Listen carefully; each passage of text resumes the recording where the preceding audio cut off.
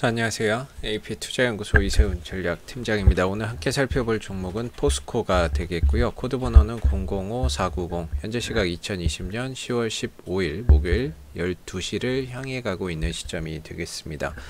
자, 오늘 포스코는 3.24% 정도의 상승 흐름들을 보여주고 있는데요.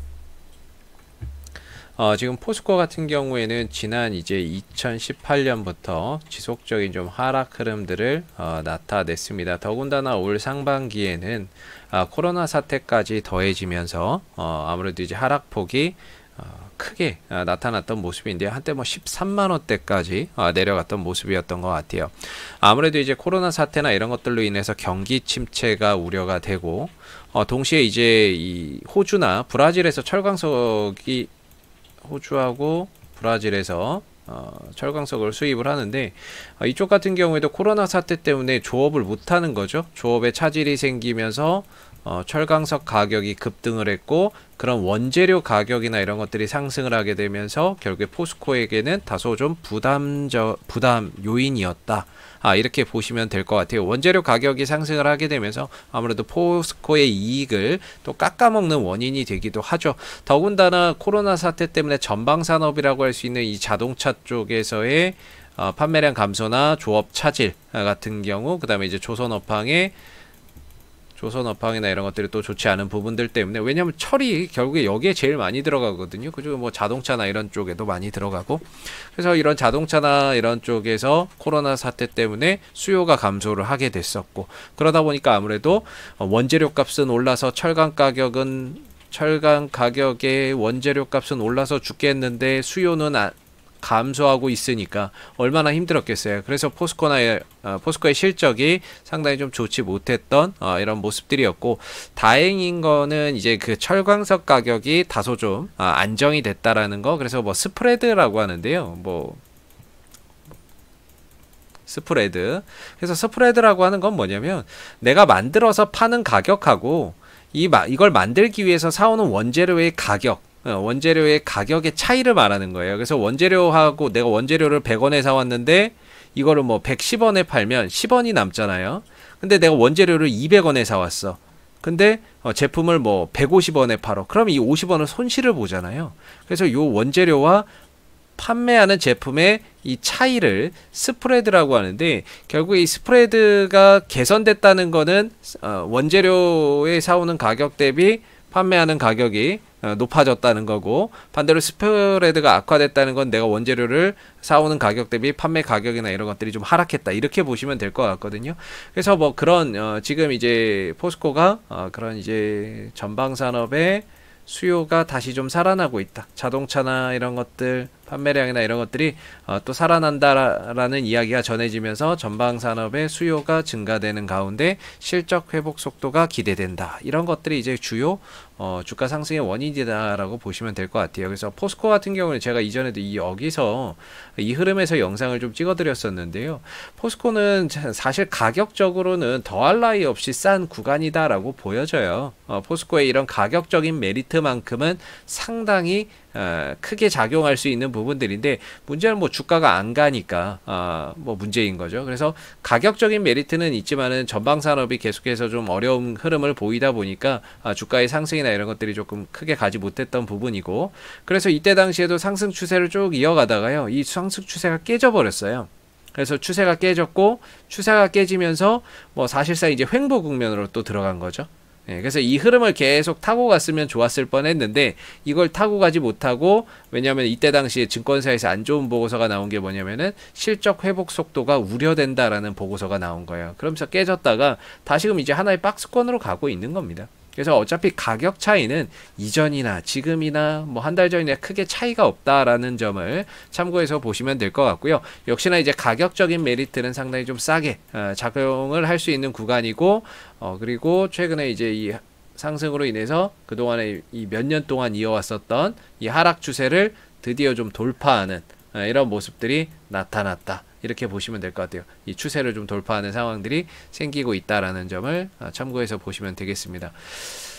자, 그리고 이제 포스코의 수급을 한번 보도록 하겠습니다. 포스코 같은 경우에는 지금 자사주도 매수가 들어가고 있는 상황이죠. 그래서 포스코는 뭐 매일 이 현재 이 가격대에서 자사주가 4만 주씩, 뭐 5만 주씩, 3만 주씩 계속 들어가고 있습니다.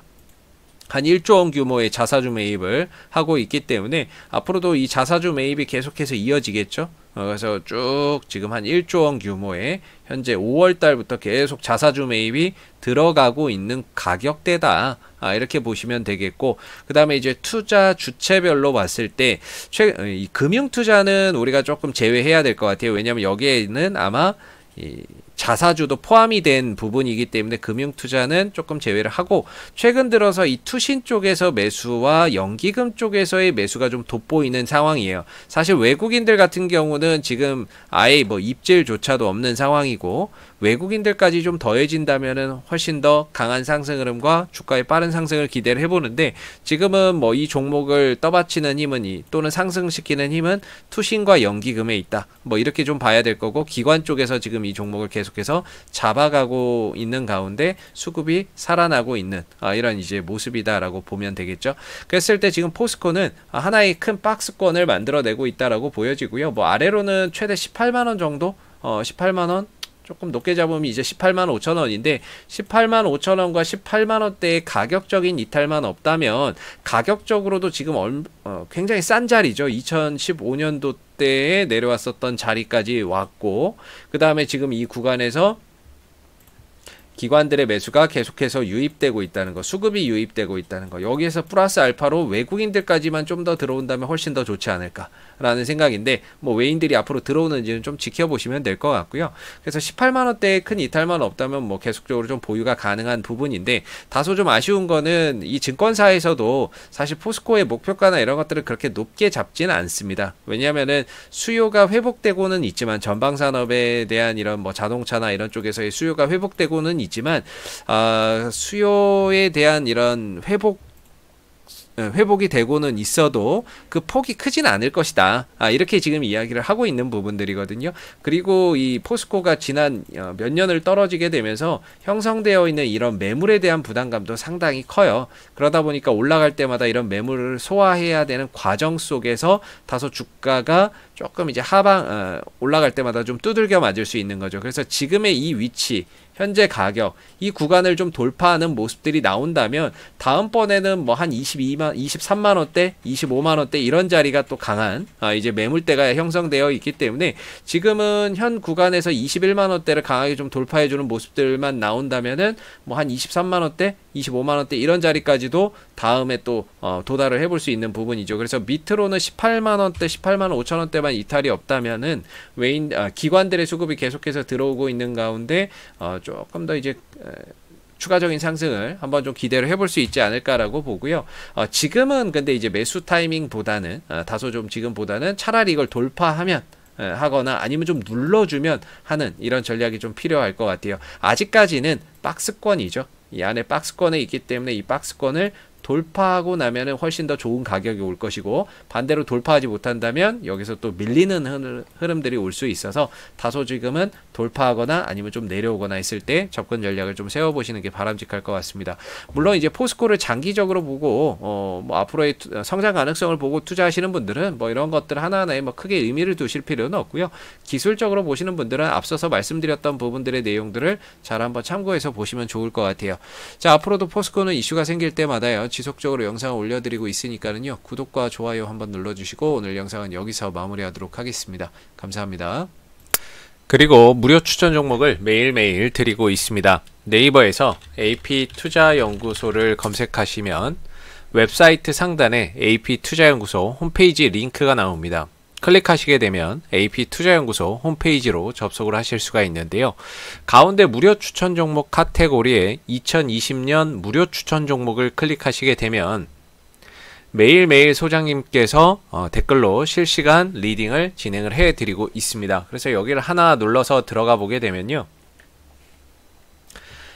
댓글 리딩은 7시 30분부터 진행이 되고요. 그리고 무료 추천 종목 보시기 전에 꼭 읽어보세요 라고 하는 내용도 한번 참고해서 읽어보시면 좋을 것 같아요. 그리고 7시 30분부터 간밤에 마감됐었던 미 증시에 대한 등락 사항에 대해서도 이렇게 댓글로서 실시간 리딩을 해드리고 있고요. 주요 이슈들에 대해서도 댓글로서 리딩을 계속해서 해드리고 있습니다. 자, 그리고 9시가 되게 되면요, 무료 추천 종목이 나오게 되는데요. 현재 시각 9시 오리엔트 바이오 현재가 1730원 기준 매수, 1차 목표가 1780원, 손절가 1630원으로 대응합니다 라고 해서 추천 종목의 매수가와 목표가, 손절가가 함께 제시가 됩니다. 뭐 이외에도 아진산업 현재가 3640원 기준 매수, 1차 목표가 3750원, 손절가 3470원으로 대응합니다 라고 해서 한 두 종목에서 세 종목 정도가 무료 추천 종목으로 나오게 되고요. 그 다음에 이제 상승을 하게 되면 상승했다라고 하는 부분들에 대해서 댓글로서 리딩을 진행을 해드리고, 반대로 손절하게 되면 손절했다라고 해서의 댓글 리딩을 장중에 진행을 하고 있으니까는요, 무료 추천 종목이 필요하신 분들은 홈페이지에 오셔서 많은 도움 받아가시면 좋겠습니다. 감사합니다.